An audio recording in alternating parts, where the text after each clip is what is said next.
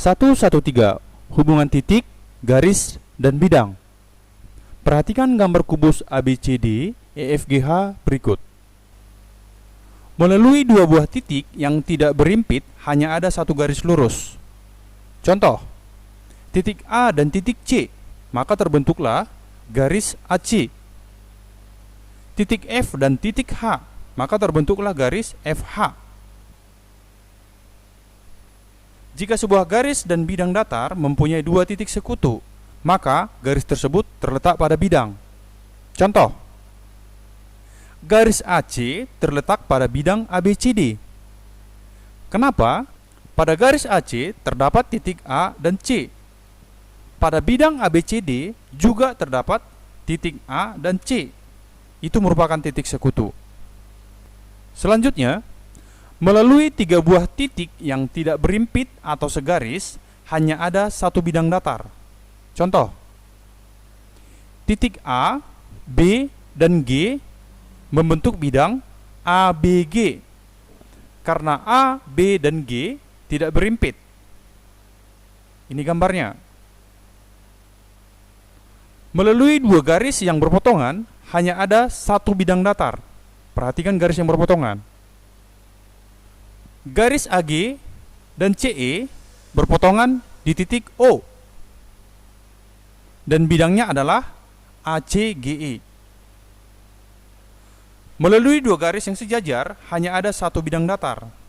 Garis sejajarnya di sini, garis AC sejajar dengan garis EG, dan bidangnya adalah ACGE. 114. Kedudukan titik dan garis pada bidang. Perhatikan gambar balok ABCD EFGH di bawah ini. Di sini ada titik P sebagai titik potong antara garis AC dan BD. 1. A. Karena titik P pada bidang ABCD, maka dikatakan bahwa bidang ABCD melalui titik P. Yang B, karena garis AC pada bidang ABCD, garis AC pada bidang ABCD, maka dikatakan bidang ABCD melalui garis AC. 2. Titik D dan garis AC itu sebidang, yaitu bidangnya bidang ABCD, tetapi titik D tidak pada garis AC. Jika suatu titik dan suatu garis sebidang, maka kemungkinannya adalah titik terletak pada garis dan titik tidak terletak pada garis. 115. Kedudukan garis dan garis dalam ruang. Perhatikan gambar. Jika dua buah garis tidak dapat dibuat suatu bidang datar, maka dikatakan kedua garis bersilangan. Contoh, garis AH dan EG itu bersilangan karena tidak dapat dibuat suatu bidang datar. Garis AH dan BD juga bersilangan, sama seperti tadi, tidak dapat dibuat suatu bidang datar. Jadi kesimpulannya, dua buah garis yang bersilangan, maka keduanya tidak terletak pada satu bidang. Yang kedua, keduanya tidak mungkin mempunyai titik persekutuan. Jadi, jika kedua garis dipanjangkan sampai kemanapun, dia tidak akan bertemu. Selanjutnya, garis AG dan CE mempunyai titik persekutuan, yaitu titik O, sehingga keduanya berada pada bidang yang sama, yaitu bidang ACGE. Garis AC dan EG sejajar, maka keduanya berada pada bidang yang sama, yaitu bidang ACGE, tetapi tidak mempunyai titik persekutuan. Kesimpulan, kedudukan dua garis dalam ruang adalah, yaitu yang pertama, garis bersilangan, berpotongan, dan yang ketiga, sejajar. Itulah kemungkinan kedudukan garis di dalam ruang.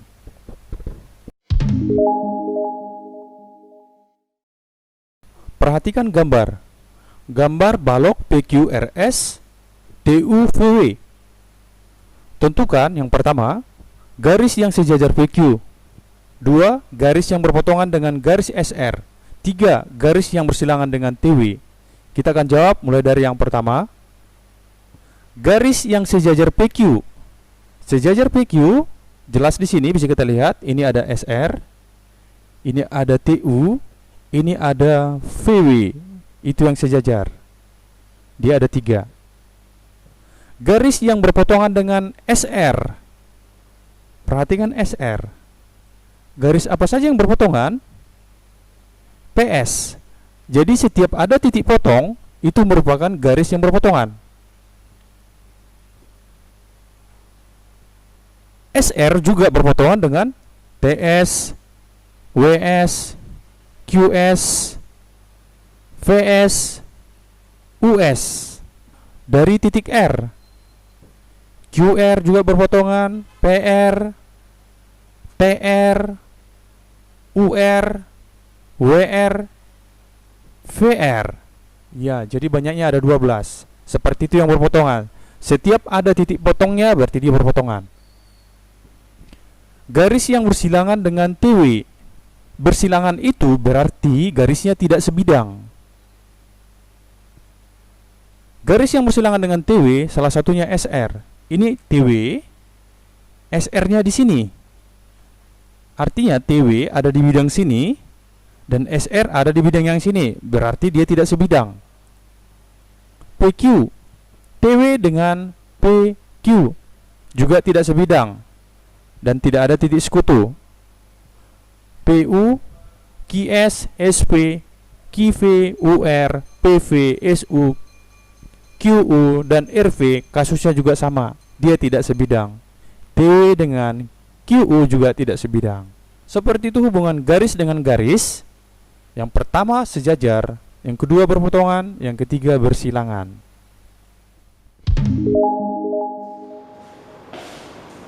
Pada dimensi 3, menggambar adalah hal yang sangat penting. Jadi jika gambar kamu tepat, kamu akan mudah mengerjakan soal-soal pada dimensi 3.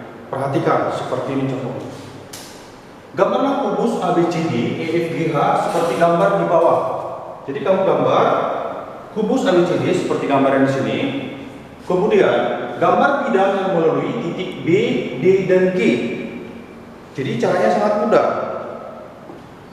Dan usahakan menggunakan pena berwarna biar gambar kita bagus dan mudah membedakan antar bidang.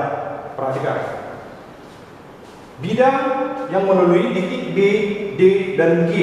Di sini ada titik B, titik D, tambahin dulu sama titik G. Sekarang kita tinggal hubungkan B dengan D.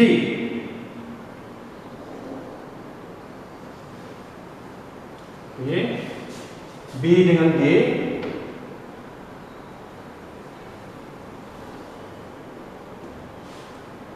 D dengan G.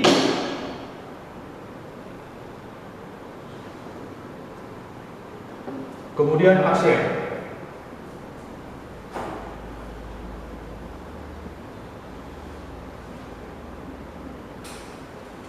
Inilah gambar bidang BDG. Selanjutnya, untuk gambar yang kedua, kita gunakan warna biru. Gambar bidang yang melalui titik AFH. Kita tandain titik-titiknya. A, F, H. Kita hubungkan A dengan F.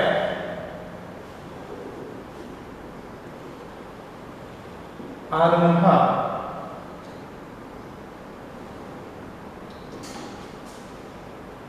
F dengan H. Kemudian arsen.